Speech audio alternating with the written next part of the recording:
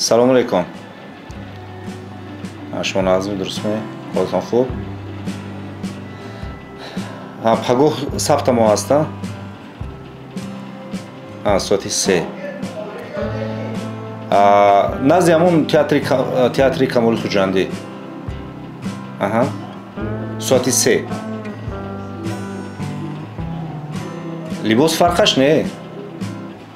بگم لباسی ناز باشد میشه. خب مالش. فهمم.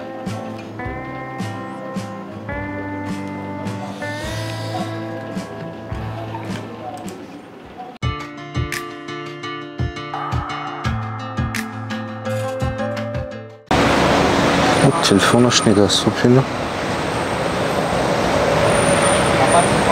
Шмехи.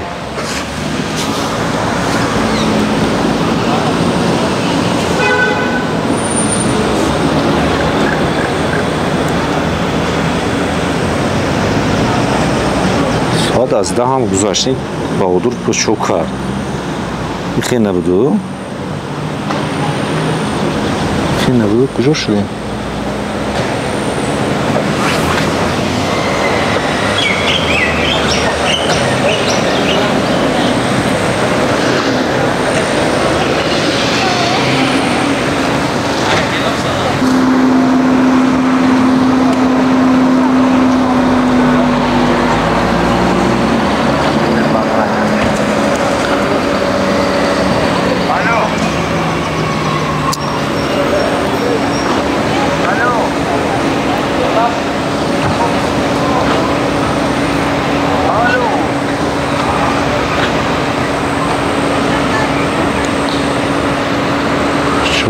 چی نمی بردارد تلفنش؟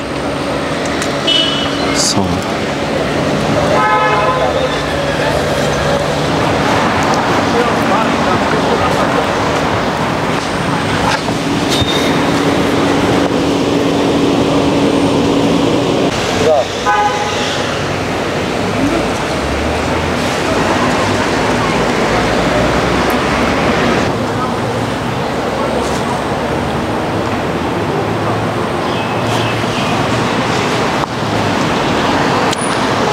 Telefonаш куштагию тамома.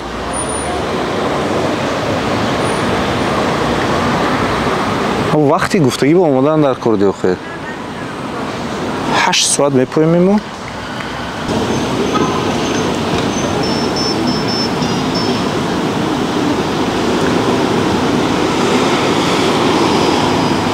ин намешад хир. Офисаш рафтан дар кор. Рукни равим чӣ дайда?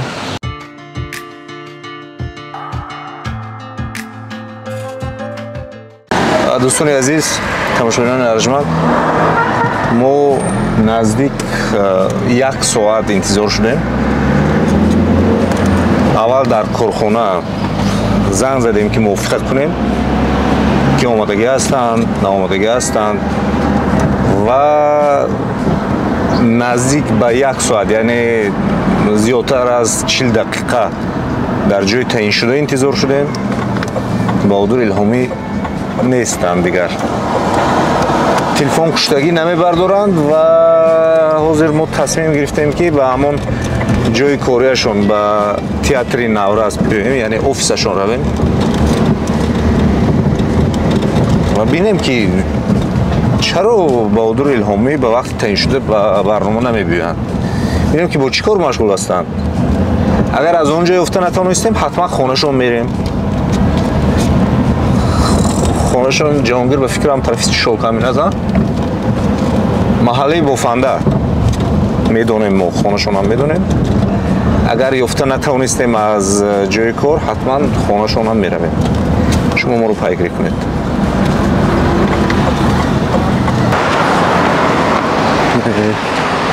Куштагӣ.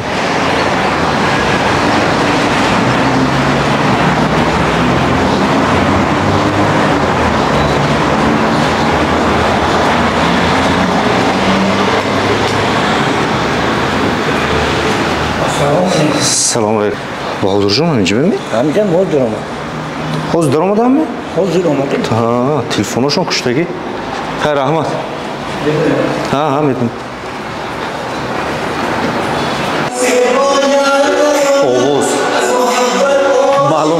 اینجا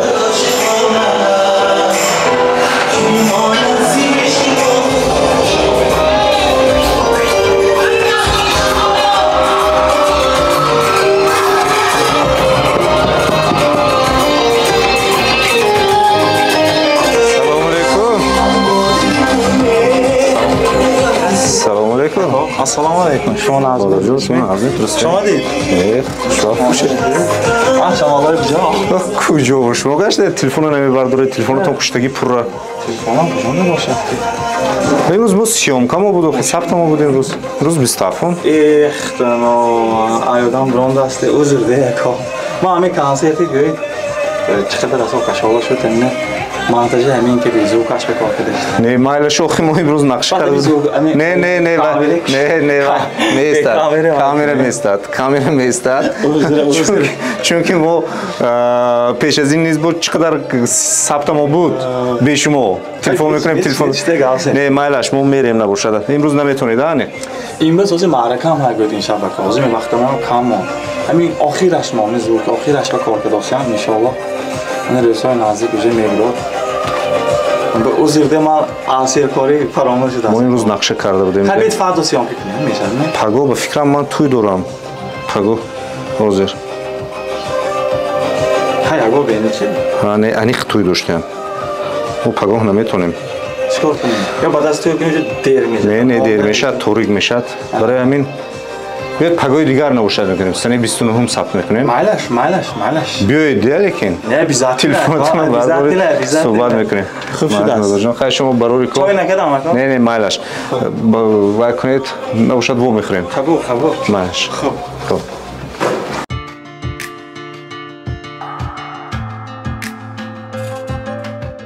دوستان عزیز پس از چندین لحظه های انتظاری و عصبانی شدن ما بهادر رو یافتیم به صحبت دعوت کردیم و بهادر تشکر که وقت یافتید سلام علیکم اکای عزیز سلام علیکم بار دیگر بینندگان عزیز من شکر خداوند امروز من صحبتی روبرو شدیم بله خب بیاید از اون آغاز میکنیم که چرا در وقتی معین شده به جای معین شده به صحبت نآمدید راستی گپ اکا همون روز خیلی که به استودیو من رفتید من کار کرده شده بودم باز یک بار عذر باز یک بار من نزدیک کامیرا و عذر من به خلق عزیزم که روزی گفتگی شما حاضر نشدم از بس که به ذوق کنسرتی ما کار کرده ایستاده بودم و فراموش شدم منتظر یعنی کنسرت سبب شد که ما برنامه رو در وقت ثبت نکردیم بله همین طور تشکر خب دوستان عزیز تماشابینان ارجمند آنهایی که ما رو تماشا میکنید باید بگویم بهادر الهامی چند پیش یک کنسرتی ویژه خیش رو تهیه کرده بودند این شو کنسرت خیلی یک آوازه زیاد پیدا کرد حتی بستی اولش فروخته شد بستی دویمش رو فروختند و ما در این برنامه وابسته به کنسرت وابسته به آهنگ‌های نو و دیگر مسئله‌های ایجادی بهادر الهامی صحبت خواهیم کرد و من می‌خواهم که از آن سخن رو آغاز کنیم شما نخست در ساحه ایجاد از آهنگسازی کار آغاز کرده اید بله یعنی این از کی شما آغاز نمودید چی به شما انگیزه داد تکان داد تا اینکه شما همین کار رو انتخاب کنید من همین از دوره خوردیم وقتی که مکتب خوان بودیم بسیار فنی زبان ادبیات رو بسیار به حد دوست می داشتم و چقدر که هر یک معلم به طلبه خود وظیفه خوانندگی می‌داد یا یگان پلان کانسپیک یا شعر می‌داد وقتی که به ما شعر رو وظیفه خوانندگی می‌دادن ما آن رو به خانه می‌رفتم و شعر رو از یاد می‌کردم و یکی من رو از خوردیم جاده صحنه بسیار شوقی بسیار بلند داشتم آن رو با آهنگ کنی یک بار همین آهنگش که خونده بینم چکنی آهنگ چی خمیش داشت لیکن شعر چیم از یاد کردن من آهنگ که دی خونم تیز من با از یاد میشد از همون خوردی خیلی کم دیاش بسیار بود خیلی آهنگ ایجاد میکردم بعد به نزد استادان می بودم شکل و мехондам. یعنی مثلا ما وقتی که در زمان دانشجویی شعر از یاد میکردیم استادان ما به ما یک نمود آهنگ یاد داده بودند. این آهنگ عروض بود، یعنی وزن عروض بود. مثلا فرض کردیم اگر آن طور که شیرازی به دست آرد دل ما را مفاعیلون مفاعیلون مفاعیلون مفاعیلون، یعنی این اون آهنگ من میگویم دیگر است، یعنی شما آهنگ موسیقی رو در نظر دارید. بله بله. آهنگ شعر نه و آهنگ موسیقی رو در نظر دارید. بله بله همینطور. یعنی به هر یک سرود به هر یک شعر یک آهنگ عروسی خودش رو دارد. یک آهنگ مخصوص رو میگذاشتید و اون رو از یاد میکردید. بله بله همینطور است. و کی به طور پروفسیونالی آغاز کردید؟ سال چند بود؟ سال 2009 سال تا این جانب با صنعتکاران و با صنعتکاران جمهوری و بیرون از آن هم همکاری میکنم، لیکن عین حال کمتر، برای که وقتم کم است. برای فعالیت ایجادی خودم بسیار کار میکنم، وقتم کم میرسد. از سال 2009 اینجانی شمارش به چند میرسد؟ 30 40 50 ترانه؟ اکو اینو شما در یک سال گفتید یا در یک در عموم در مجموع؟ نه من هر خیل بعضا میشود. حساب نکردید؟ یعنی نمیدونید که چند ترانه ایجاد کردید؟ نه حساب نکردم. خیلی خوب. دوستان عزیز، بهادر الهامی حالا در بین خلق یک آوازه هست، ما در همین برنامه معین میکنیم. دوستان عزیز، حالا در بین خلق یک آوازه هست، یعنی آنها مردم میگویند که بهادر الهامی خود را پیوند و خویش یکی از صنعتکاران معروف، یکی از اساسگذار صنعت ملی، صنعتکار ارتیست خلقی گوییم، ارتیست خلقی معروف خوجا بهادروف میگیرد. بعضا نفر میگن که نه، برای مقام یافتن، برای نام گرفتن و برای مشهور شدن این سخن آوازه شده است و امروز ما همین حقیقت رو پیدا میکنیم و تصدیق مینماییم که بهادر الهامی پیوند و خویش و تبار معروف خوجا بهادروف هست یا نه؟ خب سوال انیق است. بله، این سوال به من بسیار می آید.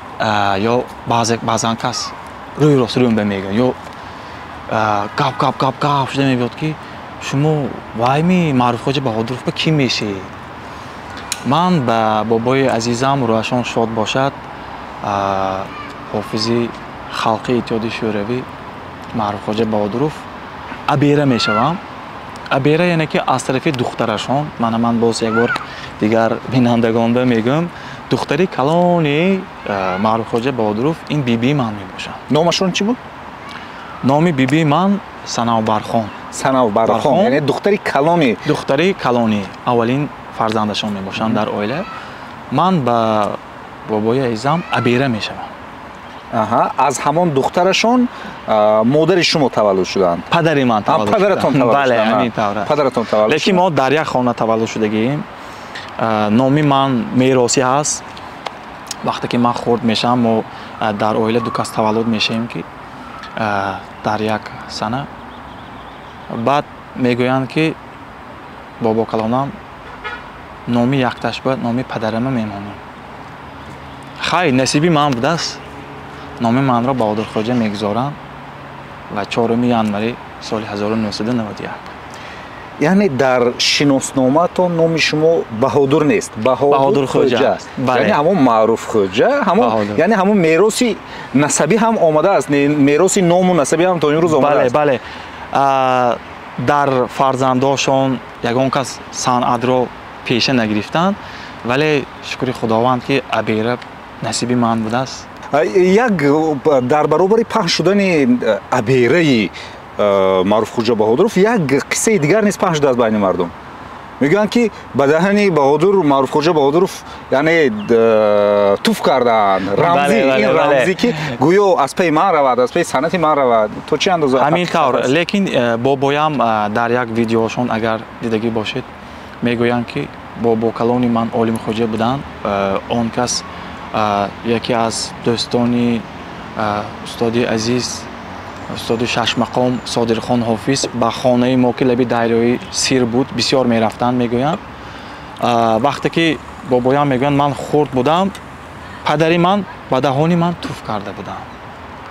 Он кас ҳам ҳофиз будагӣ бобояшон ва падарам мегӯянд ки бобоят вақте ки ту хурд будӣ, ту я гирифта имон лаби дайрои сирбе мерафтам. Шояд ягон туфкадагӣ бошам ами даҳанитун дигам ки санъат ту санъата пеша гирифтӣ. Ман росте ки хурд будам, ба мактаби мусиқӣ мерафтам. Аввалин асбобе ки ман ёд гирифтагӣ будам, ин асбоби гитор. Аз мактаби мусиқӣ вақте ки аз мактаби мусиқӣ ба хона бармегаштам, гитарамро ба хона намедаровадам, ба хонаи ҳамсоя. чаро не? Падари мо сахтгир буданд, мо як метарсидем, як хурд будем. یعنی گمان می‌کردید که گیتار رو نمی‌گذارند که نوازید؟ بله، یک نمیدونم همین خیلی بود. خیلی طرف پدرم فهمیدن، خیلی با مادرم خیلی که میگویم اینجا گپی دروغ نیست.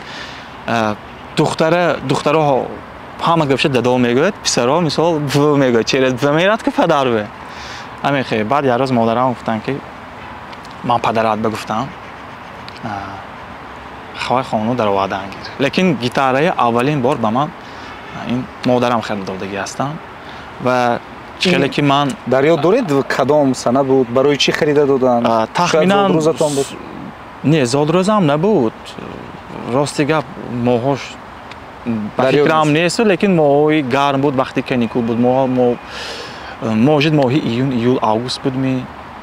همین گیتار رو به من خریده دادن. رفتیم از مغازین و آموختیم شکر خداوند و بسیار چهاربینی‌های شهری ولایتی تا جمهوری‌ها و فستیوال‌ها اشتراک کردیم، جاهای بسیار نمایان را گرفتیم و بعد به استودیو آن اپاراتورهایی که من کار می‌فرمایم پدرم به من به مبلغ بسیار خرید داده بود.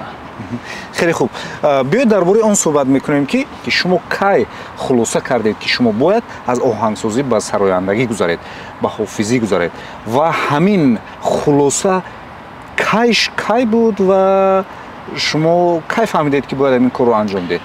با من این سوالا بسیار آمدن، یا گوش به گوش، خیلی میدونید که گوش به گوش ریسته می‌رید، بعضی کس دنگل گفتن رو دوست نمی‌دارد، یا بعضی کس مثلا من اون کس به سخن میگم دنگل سخن کردن ناز میبینن، یا بعضی کسا بسیاری کسا میگویند که این بهادرم حافظ شده است.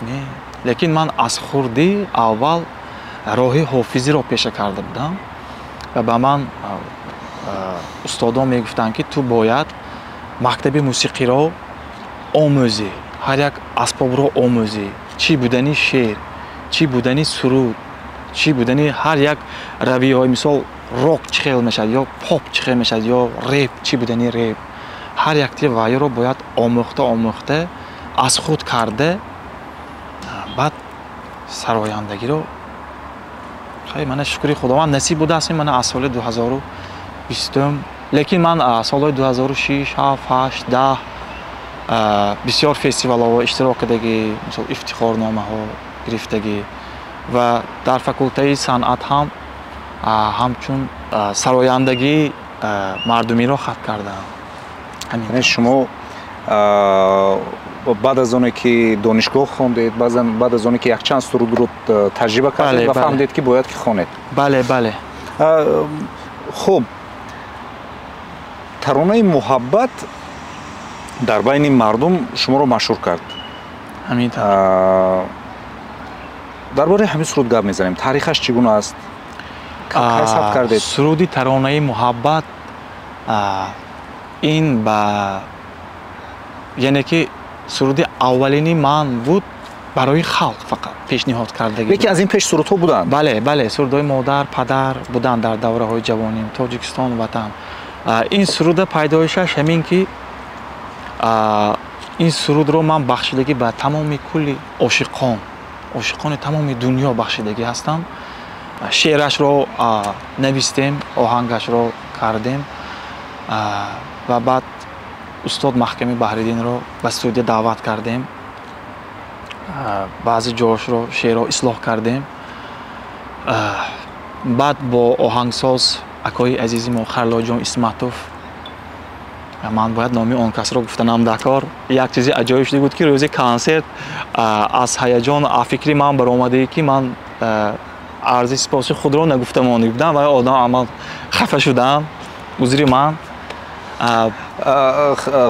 хайруллако узро метавонед қабул кунед, метавонед қабул накунед, чунки боз консертҳо мешавад албатта. бале, ҳар як оҳангое ки эҷод мекунем ҳамроҳи акои азизам ҳамчун ба ман устоди беҳтарин ҳастанд. ин одам бисёр як найнавози беҳтарин, навозандаи беҳтарин, ҳофизи аранҷировчики беҳтарин ҳастанд. ва баъд бо акои азизам шитем ҳамкорӣ кардем, хай аранҷировкашро сохтем. баъд ба мо аз тарафи дӯстамон Комронҷон ба мо ёри худро расонданд. чӣ хеле ки медонед ба ҳар як суруд маблағи калон барои клип, барои либос, барои матн, барои оҳанг ҳамаш маблағ ба мо хай Комронҷон сиёмкашро карда доданд. ба сиёмкаи он дар театри Наврас ба номи Одилҷон Назаров сабт шудагӣ аст. хай мана клипашро пешниҳод кардем, шабакаҳои интернети просмотрҳои бисёр гирифт. метавонем як 4 мисра аз ҳамин суруд камтарашро хонам. як 4 мисра хонем то ки фаҳмем ки сухан дар бораи чӣ меравад. кадом суруд? суруди таронаи муҳаббат. таронаи муҳаббат. нафасе бо як тарона аз муҳаббат ошиқона вой ошиқона ки бимонад зи ишқи покам аз ҷавонӣ ҳамчун нишона ҳамчун нишона. нафасе бо як тарона аз муҳаббат ошиқона вой ошиқона ки бимонад зи ишқи покам аз ҷавонӣ ҳамчун нишона ҳамчун нишона. ба ман бисёр савол мешуд ки ин суруда шумо оилатонро бахшидагими? ман мегуфтам не, ин умуман ба тамоми ошиқон бахшида шудааст ин суруд. ташаккур. шумо дуэт ҳам хондаед ва имрӯз шояд мухлисои шумо, шояд он нафароне ки эҷодиёти шуморо пайгирӣ мекунанд, он нафароне ки сурудҳои шуморо пайваста гӯш мекунанд ва интизори сурудҳои нави шумо ҳастанд, барои онҳо гуфта метавонем ки оянда дуэт мешавад? бале, мо уже чанд қариб 3 та гӯмам хато намекунам бо ҳамроҳи дӯсти азизи ман, бародари ман Бароҷон Шерматов. аввалин дуэти мо ном дошт Дарьё, дуюм суруди мо ном дошт Ватан ва сеюм суруди мо ном дорад Ҳавас ҳавас. ина мо сабташам кардем. сеюм суруда мое Бароҷон монтаж кардагӣ, фақат инҷоя маъноли звукова кор кардосиам баъзи вақтам намерасад. мо уже 3 та дуэт дорем ва рӯзҳои наздик бо ҳамроҳи як духтари бисёр рӯзҳои наздик боз дуэт дорем. дуэт не, ина 4 эт гӯйман мешад, леки ҳоли номошона ман намегӯм. дӯстони азиз, медонед, эҳсос кардед ки Баҳодур якчанд лаҳза худашонро гум карданд барои он ки дар ким куҷое кадом автомобил мегузашт ва он таронаи муҳаббат мехонд. бале бале бале. ҳушатон рафт? бале бале. ҳушатон рафт? бале. хуб, яъне боз дуэт мешавад албатта. бале, ин дуэт не 4 эт гӯйман мешавад. мо ду писар ту духтар мо уже 5-6 суруд кардагӣ. ин танҳо барои маъракаҳои мардум бо як стили нав ҳозиразамона кардагӣ ҳастем. мо ҳоли бо режиссёро кор кардосем, фақат масъалаи клипаш бе ҳамин хел. хуб, биёед як суоли мубрам медиҳам. як суоле ҳаст ки шояд аксари сарояндаҳоро ба ташвиш мегузорад. суолест ки шояд ҳар тамошобин мехоҳад ба он суол ҷавоб гирифта бошад. ба андешаи шумо санъат ин истеъдод аст ё ки маблағ? имрӯз масалан мо мебинем баъзан нафароне ки худро ҳамчун сароянда муаррифӣ менамоянд, бо харҷи чанд маблағ тарона сабт мекунанд ва тавассути фонограмма дар тӯи маъракаҳо мехонанд. یعنی به اندیشه شما سند چی است؟ استعداد یا اینکه مبلغ؟ اگر از دیگر زاویه اگر بینیم، اگر استعداد داشته باشید و مبلغ نداشته باشید نمیتوانید. بله، لیکن هر دوش رو گوییم هم خطا نمیکنیم، لیکن من عین حال دیداسیم فقط مبلغ. چرا؟ مثلا حاضر بعضی بسیاری حافظا از شعر رو از کتاب نمیگیرن، به نزد شاعر میروند، برای شاعر به مبلغ نمیشد، برای آهنگ به مبلغ نمیشد و ایرا تخمینا چقدر مبلغ صرف میشد برای یک شعر؟ تخمینا تا 1000 سومون، بعضا 1000، بعضا تا $500 گویم خطا نمیکنیم. بعضا شاعرایی که هستن در دیگر دولت هستن، حافظای ما همکاری میکنن، مثال مبلغ بسیار، یا آهنگ‌ها می‌نویسن، مثال پولی قیمت است. کلان این خلق بازی گویم باور نمیکنن این چیزه. مثلا شعر گفتیم، اینجا آهنگ گفتیم، آرنجировка گفتیم، انا وای رو میراد سویدینی میکنه، برای وای سر لباس میخرد، کلیپ میکنه، سر یک کارگردان میراد برای وای کلیپ رول بازی میکنه، دیگه اکتورها مبلغ میده، به ابید میکنه، انا وای میراد ثبت میکنه، مونتاژ میکنه، انا وای آخر به چا میکنه، تلویزیونی میبرد. یا مثلا صندوق با نمک مونده نمیشه. یا بعضی کسان میگن که چوب کار نکداسی برای همه این زیاده کار. اگر مبلغ باشد تو امریکا، تو گرمانیا، تو روسیه، تو همه جای برام میشه. لیکن شما موافق هستید که بله به مبلغ نمیتوان کار کرد؟ امروز در شرایط امروز باید پول باشد، لیکن شما موافق هستید که هر نفری که خود را آوازخوان میخواند او باید استعداد داشته باشد؟ بله بله، لیکن عذری من و بینندگان عزیز، یک شعرهایی هستند که لیکن دشت خالی. این مثال بینندگان ما خلاصه خودشان میبرند. استعداددارا هستند، مثال میگردند یا یک تا دو تا سرود میکنند، برای لیکن تا کلیپ مبلغشان نمیرسد و یا فقط MP3 یا خودشان گوش کرده میگردند. اکنون باید تا خلق برآورده گوش کردن مبلغ خیلی زیاد است. مبلغ خیلی زیاد هست. یا مثلا بعضا کسا هستن دستگیری میکردن، یا من خصوصا من عدسی من فقط زیاد عدسی من فقط میامد خیلی متن، خیلی تا آهنگ، تا آرنجировка کردن، لیکن تا کلیپ، تا سوژه، تا سر و لباس، تا تلویزیونی اینقدر زوری من نمیرسید.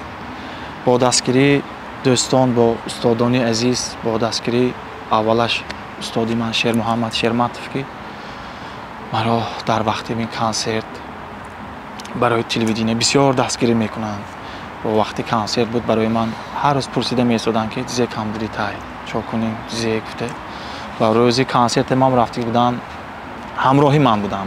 تشکر خود را میرسانم. اینجا سخن درباره مبلغ رفت. یک سوال دیگر آن است که سراینده های ما امروز اکثر کارشان، اکثر فعالیتشان برای پیدا کردن توی است. بله. به بزم خانه‌داری، به توی نه همه سراینده میتواند که در جاده ایجاد زنده باشد. یعنی یکم سوال این است که شما هم به توی میروید و دوم سوال این است که به توی میتوانند سراینده ها زندگی کنند. سوال بهترین توی این یک خلطوره ده. مثال توی به میرید یا بعض کس میگوید که وای حافظه نمیگویم، وای حافظنده سردای رقصش نیست. مثال توی به این سرده میخوانم اینشه نمیخوانمش نیست، این سردای فقط رقصی. لیکن صنعتکار به توی نمیتوند، چون که مانده شو بیزنس اینقدر ترقی کردگی نیست.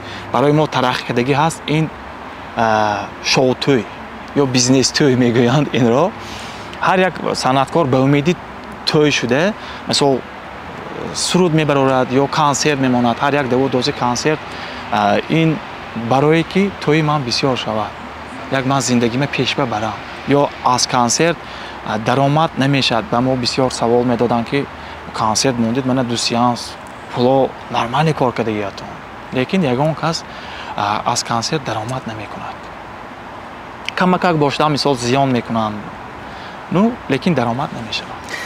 خب در مسئله کنسرت بسیار یک چیز عجیب گفتید. از کنسرت اکثر سراینده ها پول کار نمیکنند. این فکر شما بود. بله بله. لیکن بیاید درباره آن صحبت میکنیم. وقتی که فایده نمیگیرند چرا کنسرت میمونند؟ یا شاید کنسرت برای جمع کردن توی است؟ اکنون هر یک صنعتکار حرکت میکند، سرود میبرد، کلیپ میکند، مبلغ رسخود میکند یا لباس های قیمت بها پوشیده میگردند. هر یک این برای چی که برای که توی درآمدی ما صنعتکارو از چی است؟ از توی است. اگر توی نباشد مثال ما دیسک کنسرت خود را مبلغ قیمت یا فروخته نمیتونیم یا مثال دیگه دولتان ده های شو بیزنس و کنسرت میمونن برای وای اسپانسر رو پیدا میکنن مبلغ کلان یا هر یک کسیت های مبلغ کلان بر میفروشند. انیمو این انیمو درآمدی ما فقط چی توی است. بیاید درباره کنسرتتان صحبت میکنیم. کنسرتتان سنه 20 مای. بله. سنه 20 مای برای مردم پیشنهاد کرده شد. مردم آن رو در تئاتر کامل خوجندی رفته تماشا کردند. دو بست در هر دو بست هم آدم پر بود. بله بله. خب بیاید درباره آن صحبت میکنیم که چرا 20 مای این سنه چرا و این سنه بیاید درباره همون دوتوز درباره معما پرابلم ها درباره مشکلی های همین کنسرت گذاری صحبت میکنیم. بله این سنه به من سنه تاریخی هست و سنه بزرگ هست برای من.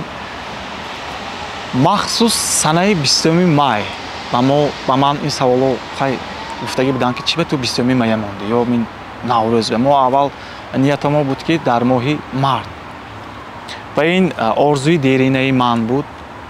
در سنه 20 مای مادری عزیزی من مادری بزرگواری من تولد شده بودند و من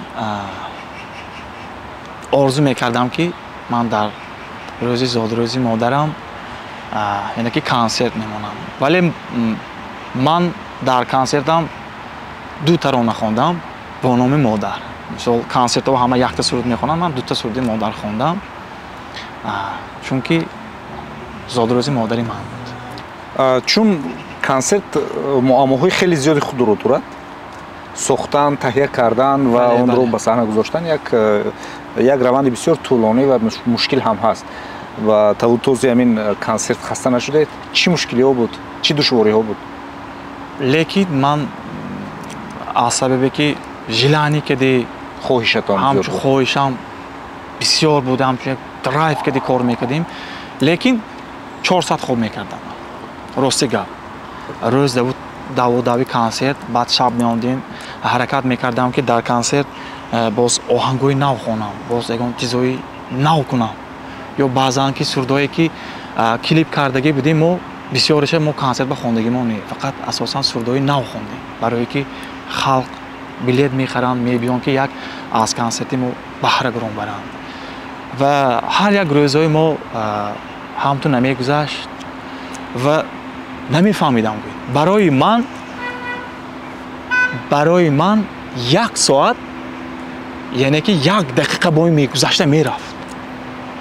هر یک ساعتی برای من هر یک دقیقه با این میگذشت. برای که کار بسیار بود. داوی میکردیم، روز به داوی میکردیم، شب میشتیم آهنگای نو مینویسیم یا متنای نو میگفتیم. من مثلا چند روز پیش از کنسرت شما خواهش کردیم که با ما فیلم شما نویسید گفتیم دریاتان اگر باشد. ساعت یکی شب بود می دوی شب بود می ما بعضا به شاعرها تلفن میکردن زنگ میزدم که ساعت یکی شب دوی شب نمیگفتیم یا به کلیپس میکر باز یک تاریخ عجایب شدگی بود. کنسرت ما 3 روز موندگی وقتی که شما سناریو فیلم به ما نوشته دادید ما با رئیسیار تیمور جان کار سر کردیم. بعد سیانکی مایه به نوار گرفتن برای جان شرمت. وقتی که ما تنیم رفتیم و کابینتشون رفتیم منتجه سر کردیم ساعت 1 شد 2 شد 3 شد 4 شب شد. اخیری اخران آمدن ای امیتیانده خانت نیستمی نمیری گفتن خیلی همه خیلی جلانی که کار میکردیم که ما شب و روز فرق نداشت. ساعت 5 6 نمیگفتیم. شکر خداوند همین قدر دوتاس کردیم خیلی زیان کم شدگی ما نه.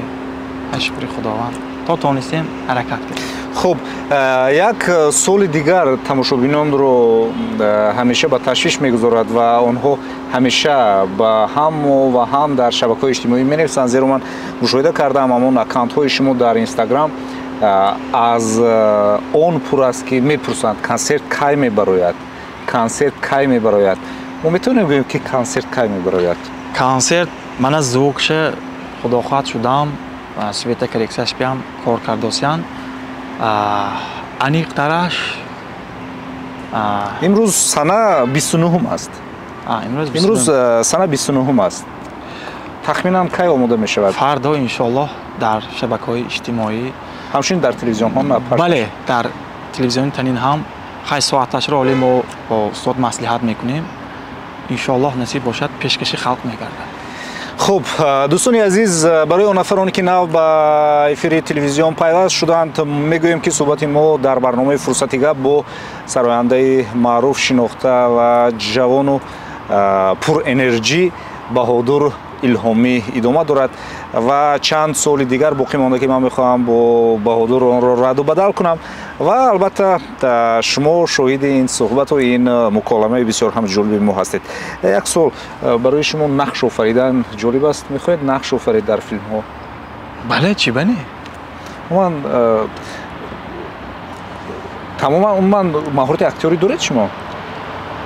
лекин ролҳои калон ба мана мондагӣ не. Мисол мо режиссёро чанд намоишномаҳо ва мана қай ролҳои майда ва рол дода будам. Ман худам дар театр ҳамчун оҳангсоз кор мекунам дар студия. Мисол он намоишномаҳое ки монда мешавад оҳангоша месозам ё коркарди мусиқӣ сабти овоз мекунем ва баъзан мисол ягон давлатҳо сафар кунем, ягон одам нарасад, ягон роли майда манам хонда мемонам, як сайру гашт кардем мебигуфтем. яъне шумо нақшҳо дар театрро дар назар доред.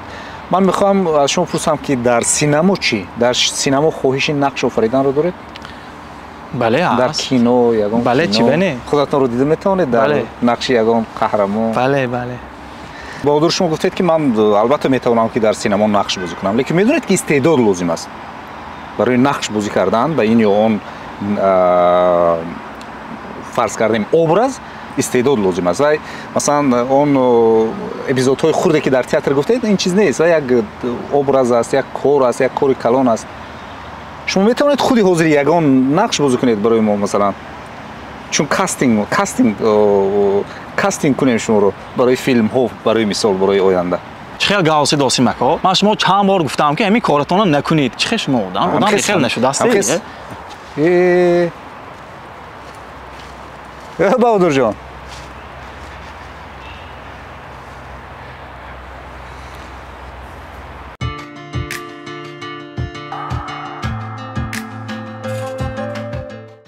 дӯстони азиз, мо кастингро дар паси камера кардем.